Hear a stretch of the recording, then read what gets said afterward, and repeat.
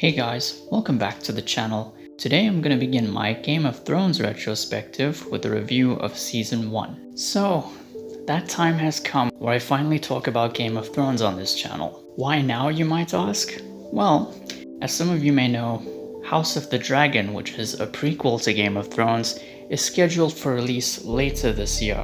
There isn't a confirmed release date yet, but that's kind of why I've decided to do this now rather than later. So in case you're somehow not familiar with what Game of Thrones is all about, let me give you a quick rundown. So basically, the show is set in the fictional continents of Westeros and Essos. It consists of three major story arcs, the first being the Iron Throne, the second one being the Targaryens, and the third one being the Night Watch. Whoever sits on the Iron Throne rules all 7 kingdoms of Westeros, and the kingdoms themselves are caught up in a seemingly never-ending web of conflicts, lies, betrayals, and deceptions just to get one step closer to sitting on that throne. Daenerys and Viserys Targaryen are siblings who are trying to reclaim the Iron Throne because their father once sat on it and ruled the 7 kingdoms. And the Night Watch are a military order tasked with defending Westeros from various imminent threats that lie beyond Westeros' northern border, specifically the Night King and the White Walkers. So that's pretty much the gist of it,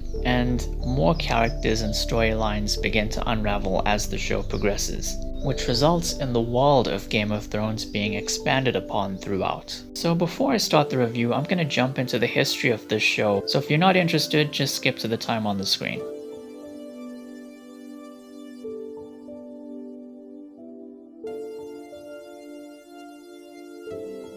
Now this show is based on a popular book series called A Song of Fire and Ice, which is written by George R.R. Martin. It clearly took inspiration from things like Lord of the Rings and even Frank Herbert's Dune, even though that's science fiction. Now in case you're wondering, no, I haven't read them just yet.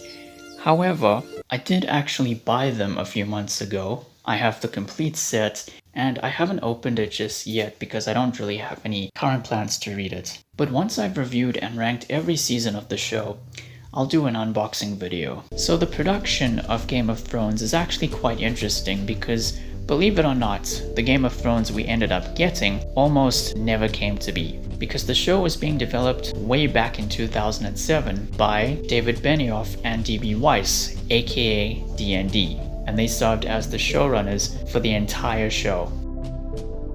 Which was probably a mistake, but we all know why.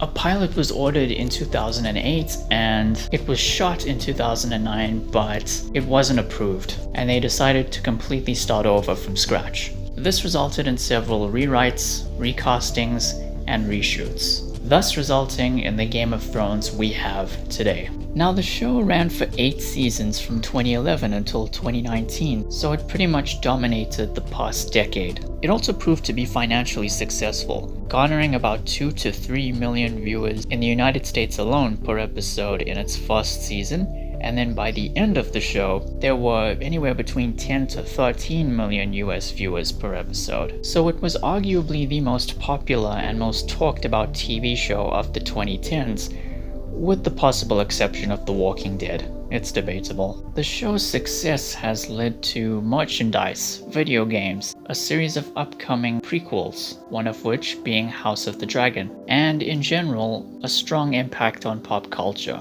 Now as for me, I watched bits and pieces of the first 2 seasons as they aired, but then I got bored of it and then I just stopped. And I assumed that it wouldn't have the broad appeal that it would eventually end up having. However, it wasn't until season 3 that the show started to gain a bit of a following, and by the time we got to season 5 in particular, which is around the time I started college, everybody was talking about it. Literally everyone. And if you weren't watching the show at the time, you probably felt like a total loser just for feeling left out of the loop. But that's okay, because as I got older, I became more of an anti-trend person, you know? I hate trap music, I hate TikTok, and yeah, what does that say about me? And it's not that I didn't watch the show because I hated it. At that time, I wasn't all that much of a TV show person, and I didn't have the patience for a show like that in particular. Plus, I didn't completely understand the appeal of Game of Thrones at the time. I had the same problem that Chris Stuckman, the YouTuber, has with TV shows in general. I don't have this problem anymore, but I used to many years ago. In his Game of Thrones video, he said, and I quote, "I'm afraid to get invested in a show, love it, and then it either gets cancelled or it ends poorly, and I feel like I've wasted my time." That's pretty much why I stayed clear of many TV shows, specifically in my teen years. As time went on, it was described by many over the years as one of the greatest TV shows of all time. If not the greatest, guess who that honor goes to? However, the show's legacy was forever ruined when the final season came along, with many critics and fans considering it to be a massive letdown, and arguably the worst final season in television history. However, unlike most TV shows, this is what got me to watch the show, just the fact that it ended so poorly. I ended up watching it in 2021, just in case I decide to review it one day, and, well, here we are. Now, personally, I agree with everybody that Game of Thrones is an exceptional TV show, but the ending was a disaster. And by the ending, I don't just mean the ending of the final season, I mean the final season in its entirety. It was a huge disaster, but we'll save that for another day. Anyway, let's jump into Season 1.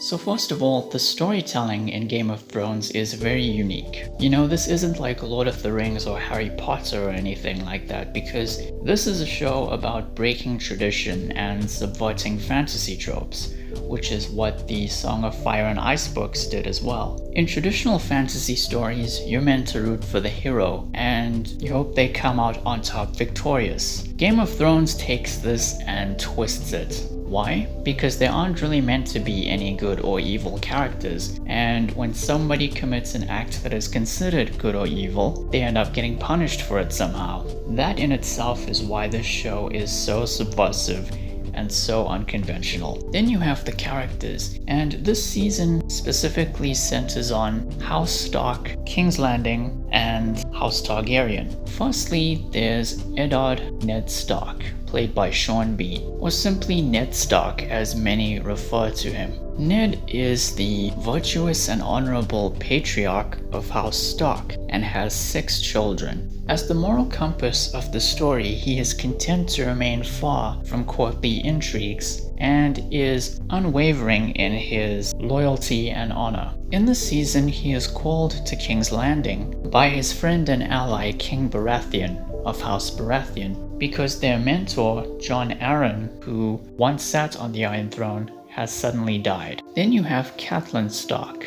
Ned's wife. Catelyn discovers a conspiracy to have King Baratheon killed for the Iron Throne. As I mentioned earlier, the Starks have 6 children together, not counting Jon Snow, for reasons I'll get to in a bit, and they consist of Robb, Arya, Sansa, Bran, Rickon, and Theon, although Theon is technically adopted. Robb Stark becomes the acting Lord of Winterfell once his father leaves for King's Landing, but also gets caught up in the conspiracy to overthrow Robert Baratheon. Then you have Arya, who isn't really into all things ladylike. You know, I mean, when she goes to King's Landing with her father, she practices swordplay. You know, she's the type of person who refuses to be defined by her gender. When it comes to Sansa, Robert suggests to Ned that a union between the Lannister and Stark houses be formed by means of an arranged marriage between Sansa and Joffrey.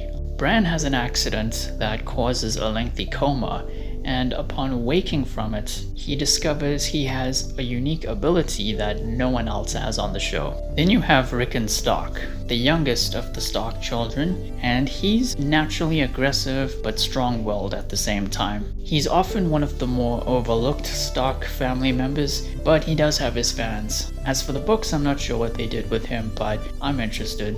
Then you have Theon. Theon is actually a member of the Greyjoy family, but he remains loyal to the Starks as he always has, although he does begin to question that loyalty after a series of encounters throughout the season. Then of course we have Jon Snow. Now, Jon Snow is the bastard son of Ned and who's his mother? That's the thing. You see, the identity of Jon's biological mother is one of the show's biggest mysteries. And while it still hasn't been answered in the books yet, it has been answered on the show. He is the Lord of Winterfell and the Warden of the North, and he decides to join the Night Watch. He is determined to assume his duties there, but it isn't until he gets there that he fully grasps his responsibilities. So that's pretty much the Starks. Let's move on to the Lannisters. Firstly, you have Cersei, that rhymes.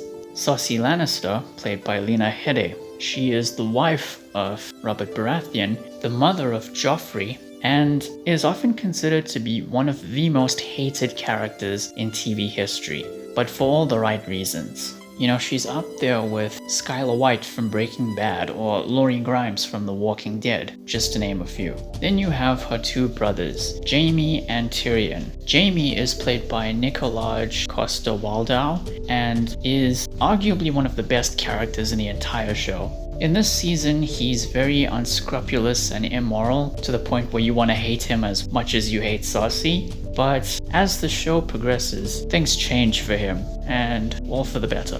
And then of course there's Tyrion, played by Peter Dinklage. Tyrion is also arguably one of the best, most complex and well-written characters in the entire show. He is the youngest of the Lannister siblings, and because he was born a dwarf and his mother died from childbirth, he has often been resented by his father, Tywin Lannister, since birth. Although he does use his status as a Lannister to mitigate the prejudices against him, whether they come from Tywin himself or even Cersei, and he often likes to soothe his inadequacies with wine, wit, and self-indulgence. And then you have Tywin Lannister, played by Charles Dance, who you may remember from films such as Alien 3 and The Golden Child.